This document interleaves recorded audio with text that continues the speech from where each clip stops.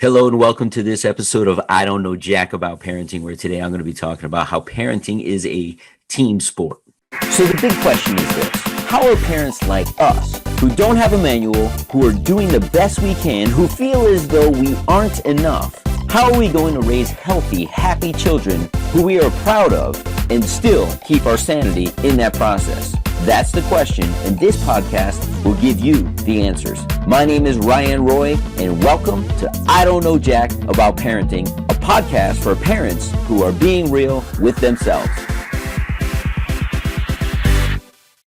Hello, and welcome back to this episode of I Don't Know Jack About Parenting, where today I'm going to be talking about how parenting is a team sport. But just like on any team, it isn't always as smooth as we want it to be. First of all, you guys know I don't know jack about parenting. I don't know what I'm doing. I'm on the fly, just like many of you, each and every single day trying to figure this out. And every single time I try to figure it out, I will let you know that those children change and I have to adapt to where they are in their growth process. So does my wife. So do our surrounding support systems, such as schools, daycares, family, friends. We're all learning and growing together as they are two unique individuals, but I love them so. Hey, before I get into today's topic and podcast, I want you guys to know I mentioned it in the last podcast. I am going to be shifting gears.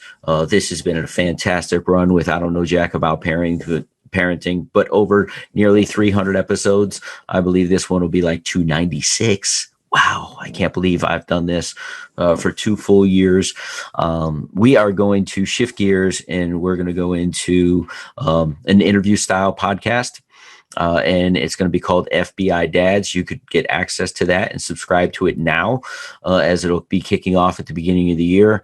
That podcast will be interviewing leaders in the community who are also fathers, leaders in the community who support fathers, leaders in the community who understand the important role a father plays in the life of their children, and even children that aren't theirs, as those who don't have a father figure or a positive male role model in their life look to others to see what it looks like to be that positive male role model. How do I know? Because I was that kid that didn't have a father in his life, and there were coaches, teachers, mentors that gave me a glimpse of what it looked like to be a good, solid person, and I try to emulate them in my everyday life. So I know there's kids out there like myself who need these positive male role models in their life, and we're going to talk about the importance of that on that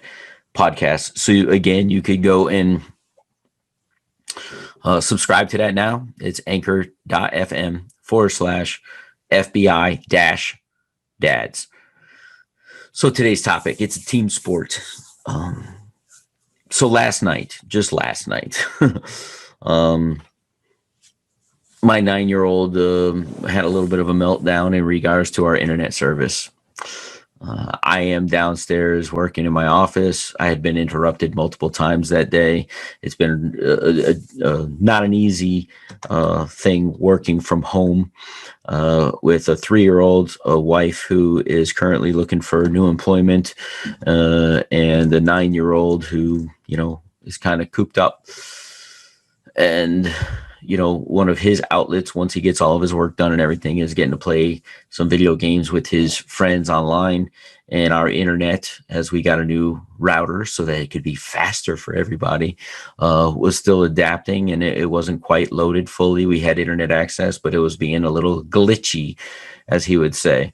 So it becoming a little glitchy made him a little itchy himself, if you know what I mean.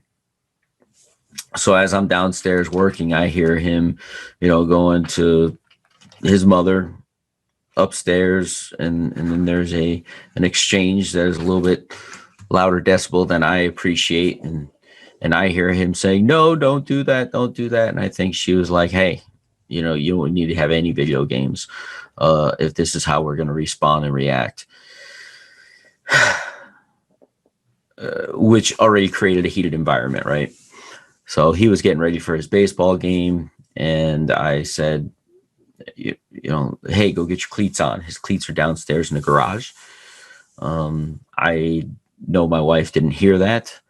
As she was walking by the door that leads to the downstairs, she yelled his name, thinking he was upstairs down the hallway in his room. So she projected, to which he projected back, like kind of shocked, like, why are you yelling at me? And he's like, what? I'm down here. To which she responded, why are you yelling back at me?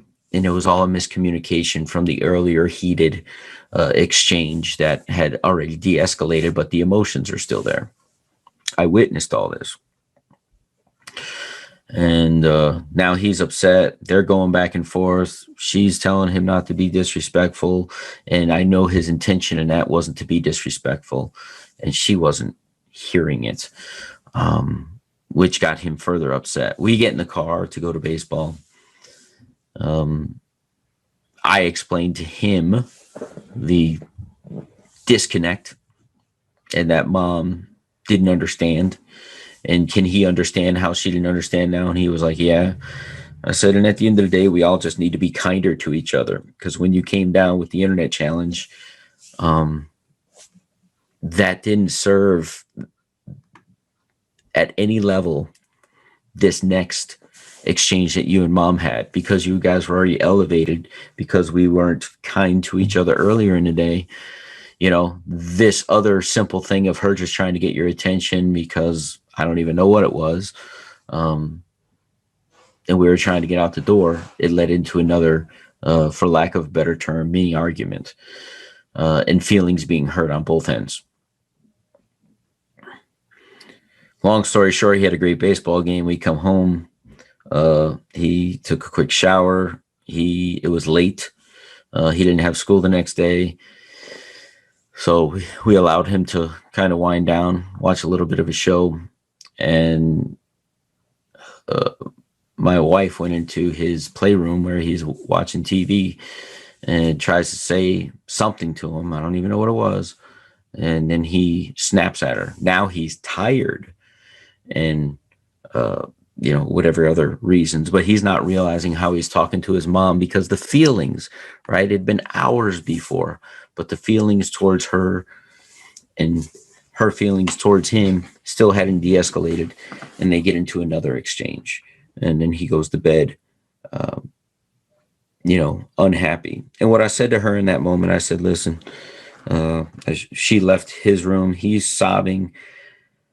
My challenge as a dad who absolutely loves his kids, and I know every dad does.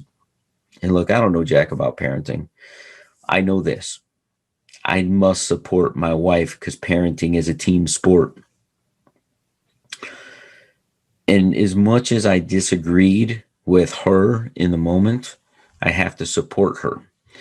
And what I said to her as she's kind of fuming in the living room and he's on the other side of the house, I said, listen, are you going to bring him up to bed because it's already late? Part of this whole thing is that it's late and you guys are both tired. I go, and I'm walking on eggshells because you always say you want me and need me to support you. And I don't want to go over there and baby him right now. So I think it's only right that as you guys had that exchange, that you put him to bed and you let him know that you love him and you do that. Because if I do it, you're going to be thinking I'm supporting him on his end and you're going to wonder what I'm saying. I don't want to say anything. I want you two to handle this.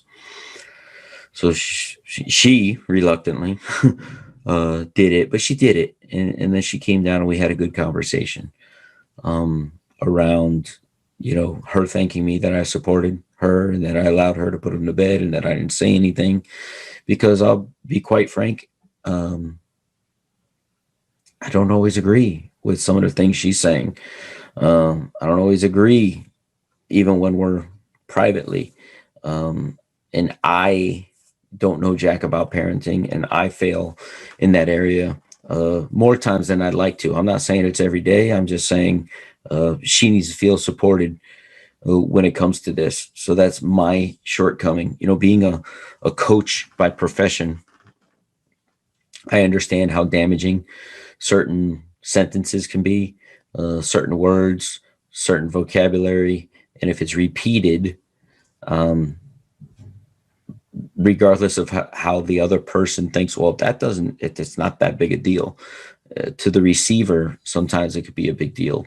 And my challenge is balancing supporting my wife and making sure that at the same time, psychologically, her not fully understanding some of the damaging things that she says unintentionally, right? It's not like my wife is verbally abusive to my children. But she said even something earlier in the day and I was in his room trying to get his internet and his computer up and running. And he came up really crying. I said, "What is it now?" He goes, "Mom just said," and what he said, she said, because I heard it all, was taking 100%, 180 degrees out of context. And I had to explain to him what she said and what she meant, and that what he heard isn't what she said, but I could understand where he was coming from, and that's why I could give him that lesson. There's an old saying that says, "Sticks and stones may break my bones, but names will never hurt me." Words are some of the most powerful things, both positively and negatively, that we could use towards our children. So I encourage you to choose your words as wisely as possible, with your spouse, with your children, with your friends, with your family, with your colleagues, because they impact people in such a way that could either damage them or empower them. And my choice, hopefully more times than not, is to use my words to empower. There's often times in coaching, and again, I have one up because I'm a trained certified coach.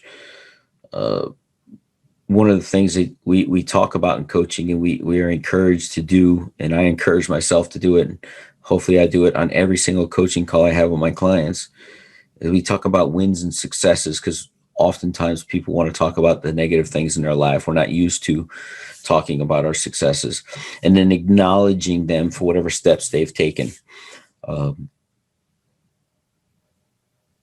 Because progress and success breeds off of small successes, and small successes in succession and close together and consistent turn into a big success. As I mentioned on this podcast, I'm almost 300 episodes in. And this didn't happen overnight. It happened over 2 years, but it happened with a lot of consistency and a lot of help from people, ideas, thoughts, experiences,